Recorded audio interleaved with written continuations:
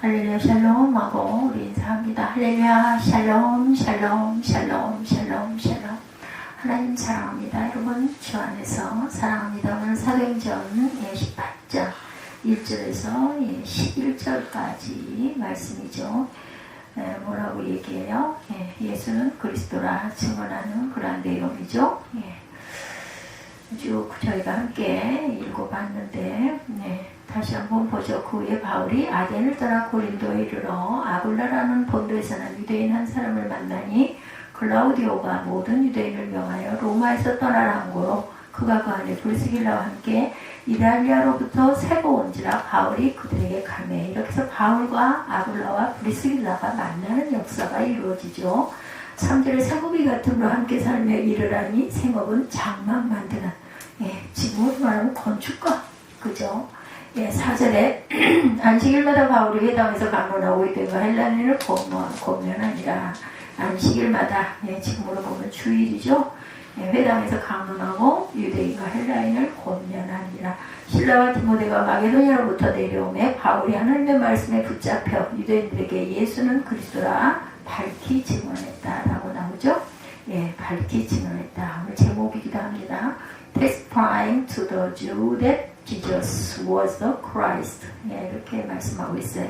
6절에 그들이 대적하여 비방하고는 바울이 옷을 털며 이르되 너희 피가 너희 보리로 돌아갈 것이요 나는 깨끗하니라. 이후에는 이방인에게 가겠다. 이렇게 선포를 하고 거기서 옮겨서 7절에 하나님을 경외하는 기도 유소라 하는 사람의 집 일반인 집에 들어가니 그 집은 회당 옆이다. 이렇게 증거하죠. 8절에 회당장 그리스도가 온 지방과 더불어 주를 믿으며 수많은 고린도 사람도 듣고 믿어 세례를 받더라. 9절입니다. 밤에 주께서 한 사람 가운데 바울에게 말씀하시되 두려워하지 말며 침묵하지 말고 말하라. 내가 너와 함께 있으며 어떤 사람도 너를 대적하여 해롭게 할 자가 없을 것이니 이는 이 성 중에 내 백성이 많으니라. 성령께서 나타나셨어요. 그래서 1년 6개월을 머물며 그들 가운데 하나님의 말씀을 가르치니라. 이게 증거합니다.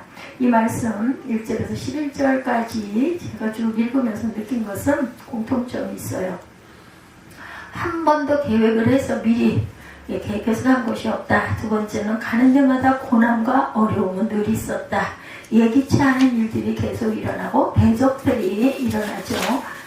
떠나서 가죠. 그렇게 도착한 곳이 고린도인데 그곳에도 역시 마찬가지였어요. 그를 지지하거나 돕는 자가 없었고 도착한 당시에 고린도는 무역함이다 보니까 많은 사람이 오가는 곳이었습니다. 학자들의 기록에 의하면 인구가 70만 아주 대단한 대도시죠. 그 시대.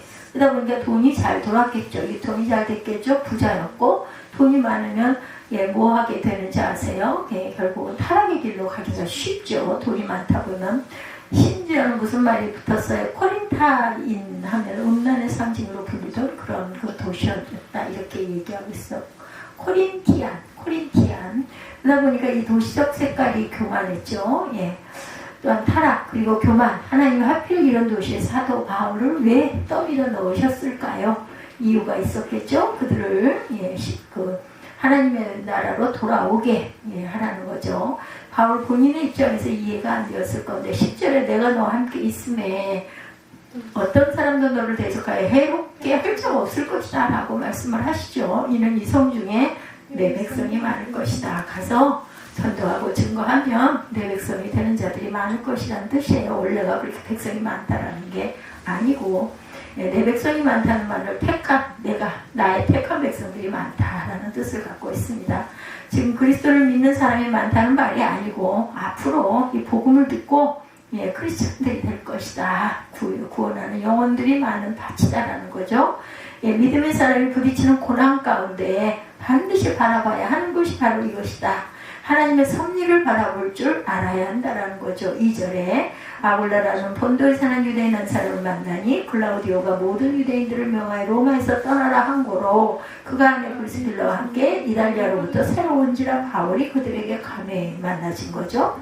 아굴라는 디아스포라였었죠. 유대 땅에서 난 사람이 아니고 부모의 그 유랑 생활 속에서 본도라는 로마 제국에 편입된 본도에서 태어난 사람.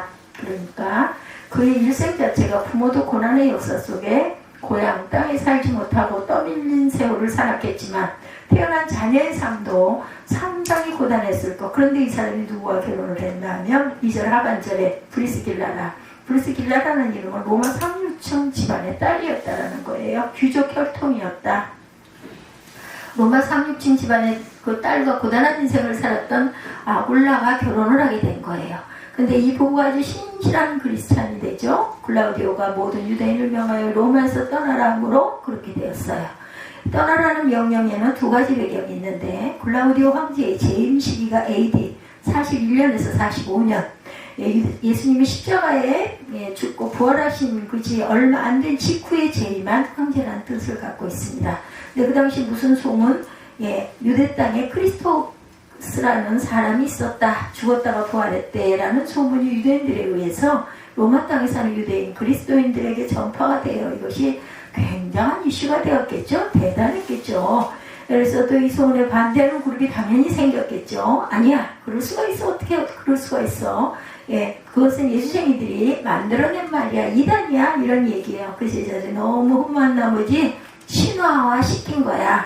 반대하는 무리가 생기죠. 그리고 이 복음은, 이 소식은 로마 시대를 점점점 커지게 되는 로마 전체 그런 이슈가 됩니다. 아주 시끄럽습니다. 그래서 클라우디오가 엄청 신경을 썼겠죠.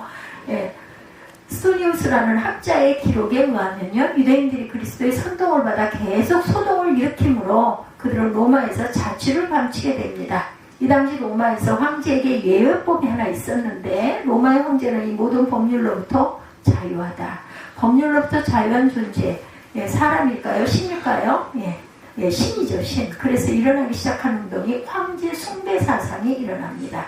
황제를 신으로 숭배하는 거예요. 그 시대의 황제는 신적인 존재였다. 그래서 로마의 모든 통치는 황제의 보좌로부터 시작이 됐고, 거기서부터 심판과 통치와 영광이 나왔다라는 거죠. 이게 로마 황제가 갖는 보좌의 엄위환이었다. 그래서 모든 사람이 만나면 가이사에게 이런 그 축복들이 있었죠. 가이사의 것은 가이사에게 라는 인사를 하곤 했는데, 이때 유독 그리스도를 따라가는 그리스도인들만 그렇지 않았다라는 거죠. 그리스도가 주인입니다. 항복하지 않고 그 시대에 저항하는 이런 사람들에게 지독한 구조적 족쇄를 만들어 살지 못하도록 만들어요. 예를 들면 일반인에게는 1% 이율로 돈을 빌려준다든가, 황제 숭배 사상에 동의하지 않는 그리스도인들에게는 10에서 15% 이자 또는 세금을 매기는 거죠. 그리고 매매를 못하도록 합니다. 길드 가입 자체를 막아요. 살 수가 없겠죠. 그리고 떠날 수밖에 없죠. 그러다가 예수의 부활 사건으로 온 시내가 시끄러워지니까 그것이 빌미가 돼서 이참에 로마 시내에 사는 그리스도인들을 따르는 유대 사람들을 내쫓아라. 그래서 한 푼도 못 가지고 나가게 내쫓습니다. 이때 아굴라가 쫓겨났는데 그의 아내도 신실한 그리스도인이다 보니 로마인임에도 불구하고 남편을 따라서 아니면 쫓겨나서 그들이 온 데가 어디냐, 고린도였어요. 그래서 바울도 아덴에서 쫓겨나서 온 곳이 고린도예요. 브리스길라와 아굴라가 그런 사연으로 쫓겨오게 됐는데, 거기서 기가 막혔지만 하나님을 따르는 대가구나 그런 생각들을 했겠죠. 쫓겨나오다 보니 바울은 당장 먹고 살 길이 막막해. 후원도 끊겼어요. 근데 다행히 그 텐트 메이커라는 기술을 가지고 있었다. 이 텐트 메이커라는 이 기술을 왜 배웠을까? 가말리엘 문화에서 공부한 학자였고, 대학에서 가르치는 석학과 같은 인텔리가 천한 직업에 해당하는 텐트 메이커라는 기술을 배운 것은 랍비 문화의 불문율에 의하면 랍비들은 하나님의 말씀을 가르치고 나서 돈을 받지 않도록 되어 있었다고 합니다. 그래서 혹시라도 생계에 위협이 닥칠까 대비해서 반드시 전문 기술 하나를 배우도록 되어 있었어요. 바로 그 시기가 온 거죠. 그러다 보니까 자연히 텐트 만드는 곳을 찾았겠죠. 하나님이 세 사람을 여기서 만나게 하신 깊은 뜻이 있겠죠. 그리스도에게 있어서 아무리 사소한 만남이라 할지라도 절대 우연이라는 것은 있을 수가 없습니다. 거기 하나님의 섭리가 있음을 우리는 늘 기억해야 돼요. 그래서 누구와의 만남에도 사소하게 생각해서는 안 된다. 사도행전 18장 24절에서 26절에 그들이 기도하여 이르되 무사람들의 마음을 아시는 주여, 이 두 사람 중에 누가 주님께 택하신 바 되어서 봉사와 및 사도의 직무를 대신할 자인지를 보이시옵소서. 유다는 이 직무를 버리고 제 곳으로 갔나이다 하고 26절에 제비 뽑아 마띠아를 얻으니 그가 역할 사도의 수에 들어가니라. 마띠아를 추려서 뽑게 되죠. 아볼로는 수사학을 전공한 사람으로 성경에 능통한 사람이었어요. 오늘로 치면 신학교 교수였겠죠. 그런데 그가 제한적 지식 요한의 세례만 알고 있었던 거죠. 이 사람을 누가 불러다가 아굴라가 불러다가 평신도였습니다. 그래서 일반적인 보통 교회 집사가 교수를 향해서 여기까지만 알고 계시는데 하고 성경 공부를 시켰다는 거예요. 이런 또 다른 영역 좀 더 정확히 가르친 거죠. 자세하게 26절에 제비 뽑아 마띠아를 얻으니 그가 여러 사도의 수에 들어가니라. 브리스길라와 아굴라의 지식은 어디에서 왔을까? 바울이 가르친 거죠. 이 세 사람이 한 집에서 텐트를 만들었고 그러면서 시간 날 때 뭐 했겠어요? 하나님의 말씀을 풀어서 제자 훈련을 시킨 거죠. 바울이 매일 밤마다 풀어주는 하나님의 말씀이 새로운 경지를 열어줍니다. 그래서 나중에는 누구를 아볼로를 또한 가르치게 되죠. 성경에 능통한 자를 가르쳐요. 바울의 가르침을 통해 이루어진 일입니다. 그리고 고린도에서 16장 19절에 아시아의 교회들은 너에게 무난하고 아굴라와 브리스가와 그 집에 있는 교회가 주 안에서 너에게 간절히 무난한다 이렇게 말씀하고 있죠. 고린도 교회가 누구의 집에서 시작이 되었다고요? 아굴라의 집에서 시작이 돼요. 브리스길라와 아굴라의 집에서 절망의 끝에서 만난 만남이었는데 이 만남을 통해서 하나님은 고린도 교회를 세우십니다. 그 성중에 나의 택한 백성이 많기 때문에 이들은 쫓겨날 때는 몰랐겠죠. 그런데 절망으로 몰아칠 때 이 고난의 의미를 몰랐을 건데 하나님은 그들의 절망 끝에 하나님의 몸된 교회를 감추어 놓으셨다는 거죠. 로마서 16장 3, 4절입니다. 너희는 그리스도 예수 안에서 나의 동역자인 브리스가와 아굴라에게 무난하라. 그들은 내 목숨을 위하여 자기들의 목까지 내놓았으니 나뿐 아니라 이방인의 모든 교회도 그들에게 감사한다 이렇게 말하고 있습니다. 로마서 기자가 성경을 마감하며 브리스길라와 아굴라를 어떻게 평가했어요? 뭐라고 평가합니까? 그들이 내 목숨을 위하여 자기 목까지도 내놓을 수 있었던 나의 신실한 동역자였다. 그러니까 이들에 의해서 고린도 교회가 시작이 될 수 있었던 것이다. 우리는 오늘 본문의 흐름을 보면서 몇 가지의 결론을 내립니다. 사람은 끝났다고 생각할지 모르지만 하나님의 끝날 때까지는 끝이 아니다. 여러분들 믿으시기 바랍니다. 아멘. 우리는 어떤 고난과 환난과 역경과 비바람 속에서도 하나님의 경륜을 바라볼 수 있는 눈을 가지도록 훈련이 되어져야 합니다. 거기 끝에 분명 하나님의 경륜이 있겠지. 그분의 선하심과 우리를 사랑하시는 하나님의 속성을 우리가 믿어야 되죠. 특별히 요셉과 같은 경우도 마찬가지죠.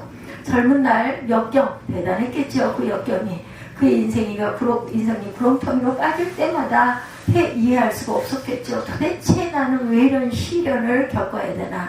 국무총리가 되어서 드디어 그 의미를 그때도 모르다가 형들이 기근을 피해 양식을 구하러 내려왔을 때 자기 무릎 앞에 조아렸을 때야 하나님께서 그래서 그런 환상을 일찍이 보여주셨구나 라는 그 깨달음이 있겠죠. 하나님 생명을 구원하시려고 당신들보다 나를 앞서 보내셨나이다. 이 고백이 그의 깨달음 속에서 나옵니다. 그제서야 자기가 재수가 없어서 팔려온 곳이 아니고 운명이 기구해서 팔려온 것도 아니고 하나님이 보내셨다라는 의식을 갖게 되죠. 비록 그 보냄의 과정이 꽃길은 당연히 아니었지만 밧줄에 묶여서 온 고통의 그림이었지만 이 그림의 끝에 기근과 가난의 때를 대비해서 가족들의 생명을 구원하시기 위해 당신들보다 나를 먼저 앞서 보내셨나이다. 요셉의 인생의 절정을 국무총리가 된 데 있지 않았어요.